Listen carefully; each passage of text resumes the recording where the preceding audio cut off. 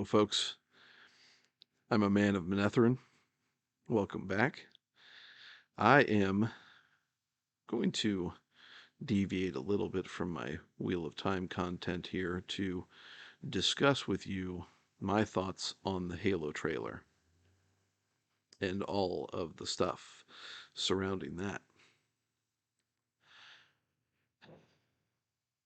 Full disclosure, I've played the first three of Halo. I've read the Halo Reach book, and beyond that, I may have played the prequel book too, or video game too. Um, but beyond that, you know, any knowledge that I have becomes very limited.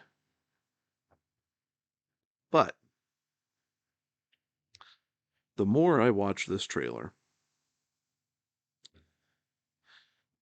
the more I become just about it. Um, I enjoyed Halo very much in my younger years. It's actually one of the few first person shooters that I actually really enjoy. Um, I was also one of the few that was not a very big fan of GoldenEye. I know, big shocker. We do exist. But I like it less and less each time I watch it, think about it. It's not impressive.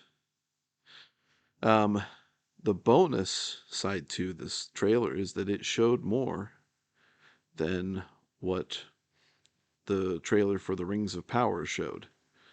And yes, that's in 7 months. This show's going to be out next month, so I understand there's a difference, but we know a little bit more. The good on the trailer, visually, at least at the beginning, it's pretty good. Um, and it should be considering the material that they're covering. It has to showcase a lot of things that don't really exist in this world. Um, I didn't really catch the uh, modernization of the vehicles as much, so it's almost like it's going back in time to present a future show. I mean, and I guess I could go back and watch that. Um, but, either way, the CG is better than what we've got with the $80 billion uh, uh, mess that was the Wheel of Time season one. The Covenant Elites I thought looked pretty good. Um, their jaw is a little, the mandibles are a little bit off to me. Um, and I think their sword isn't quite as long as it should be, but that's just my opinion. Um, and those are just minor things. If you can cover that up with a good script, then that stuff becomes a non-issue. Guess what's not going to happen, folks? Why? Because when we watch this trailer, we see there are lots of women. This is once again going to be a female focused show in a world that was centered around the biggest and most vicious dude that the military could produce. And yes, I said dude.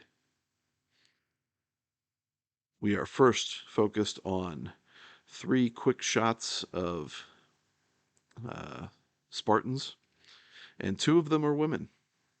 And I couldn't remember if there were women Spartans in the first 3 games.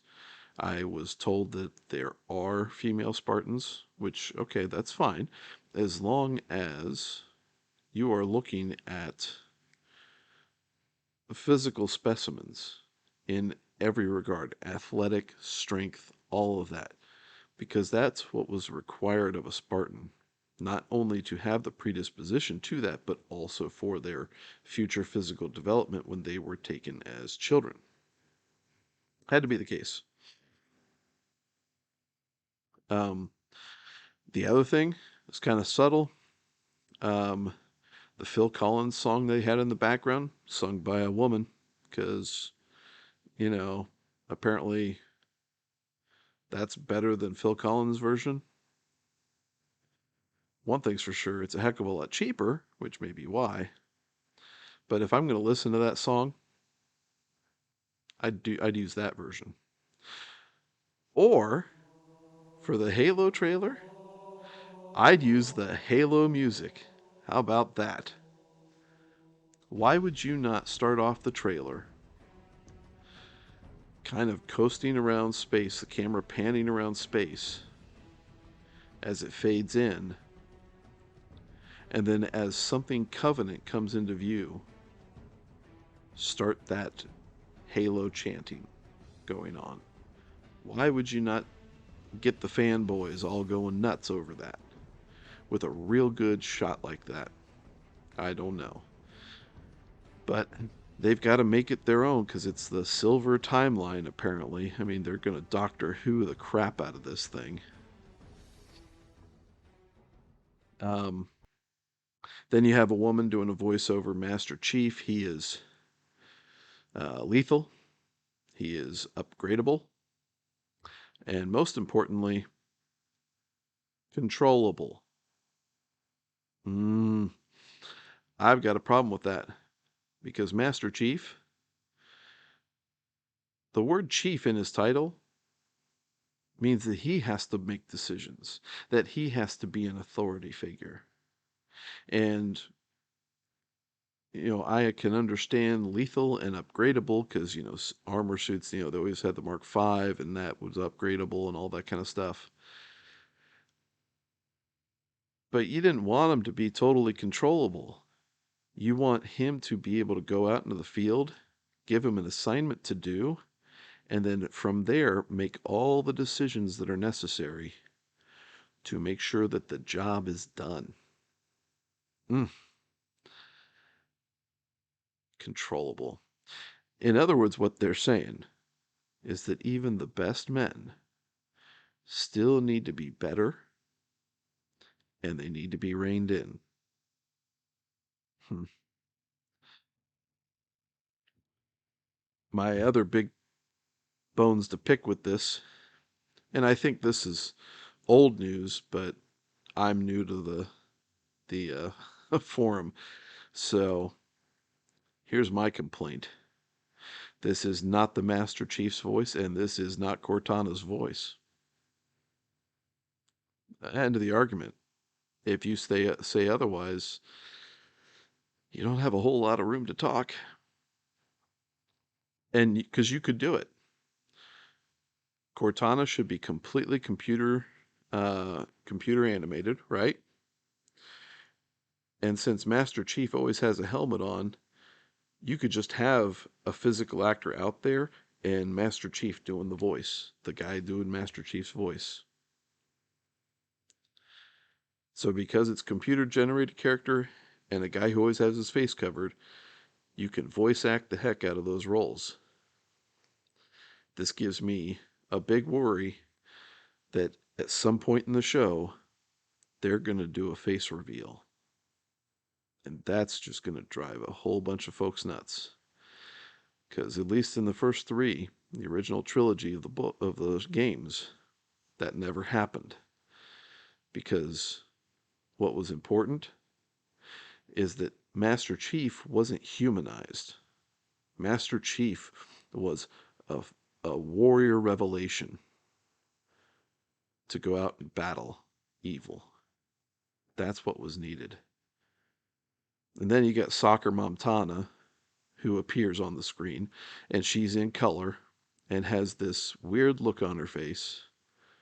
Um, and again, it's not the right voice, it's not the right look. She should be some greenish, bluish, matrixy like looking, flowing digital presentation. And, you know, A lot of people are complaining that she was unsexied up for the role. I could care less about that. But what I want is a presentation of the character as it should be. It should be like just a data flow of this woman. It's really easy to accomplish. And they punted that one and tried to do a reveal in the trailer that sunk like the Hindenburg. So, yeah, folks, the alarm bells are going off with this show, and thankfully, I do not have a subscription to Paramount Plus, so I will not be watching it. I may watch other folks watching it, which means I'll be watching embolisms pop on YouTube. But the amount of women in this trailer, we're going to see men play the role of evil, probably, or evil people, and we'll see a lot of men having the snot kicked out of them. And as we saw in the rumors surrounding this season, we are likely going to see Master Chief play second fiddle to this. Yep. A 16-year-old girl. Why? Because she's awesome. That's the only reason. So, what's going to happen in this season? These are my bets. Is one of two things. Is that Master Chief will have some agency taken away so that this girl can just become the shining light of the universe, so that she will directly save the day, or that Master Chief will be minimized in such a way to say that even if Master Chief is the one who saves the day, she's going to play such a critical role that it's going to be so obvious to the viewer that Master Chief couldn't have done it without her.